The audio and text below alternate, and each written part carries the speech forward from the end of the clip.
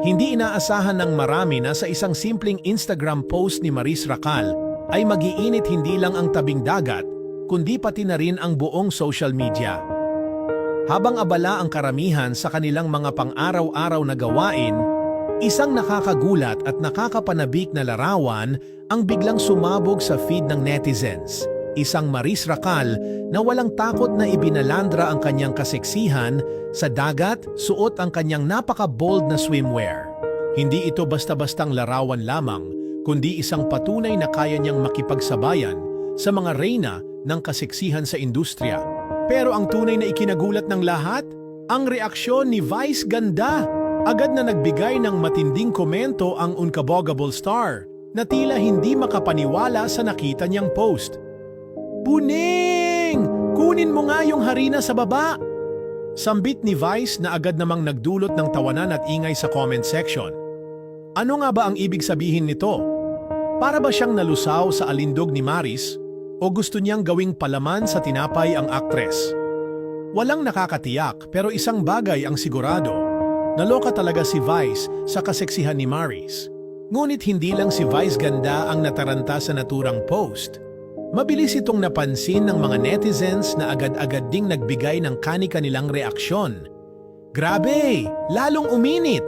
Wika ng isang tagahanga na tila hindi na kinaya ang level ng confidence na ipinakita ni Maris. Mayroon ding nagsabing, "Deadma to the world! You go girl!" na sumasalamin sa walang takot na pagpapakita ng aktres ng kanyang tunay na anyo. Walang arte, walang filter, puro confidence. Hindi na bago sa mundo ng showbiz ang mga ganitong eksena kung saan may isang biglaang pasabog na nagpapayanig sa social media. Pero bakit tila mas naging matindi ang impact ng larawang ito ni Maris? Simple lang, hindi kasi inaasahan ng marami na mula sa kanyang sweet at innocent na imahe, bigla siyang maglalabas ng ganitong klasing aura. Ang dating tahimik at mahinhin na Maris, ngayoy isang fierce, confident at unapologetic na dalaga na handang ipakita ang kanyang katawan at ipaglaban ang kanyang karapatan sa self-expression. Dahil sa post na ito, muling nabuhay ang diskusyon tungkol sa pagbabago ng imahe ng mga artista sa paglipas ng panahon. Marami ang pumuri kay Maris, sinasabing ito ay isang empowering move para sa mga kababaihan. Walang masama sa pagiging sexy at pagiging proud sa katawan mo. "Go Maris!" Sigaw ng isang fan. Ngunit hindi rin mawawala ang mga konserbatibong bumabatikos sa kanyang tila biglaang pagbabago. Bakit kailangan ganyan? Sayang, ang sweet-sweet pa naman dati ni Maris. Sabi ng isang netizen na tila hindi matanggap na lumalaban na rin ngayon ang aktres sa pagiging isang modern woman na hindi natatakot sa opinyon ng iba. Pero sino ba talaga ang makakapigil kay Maris?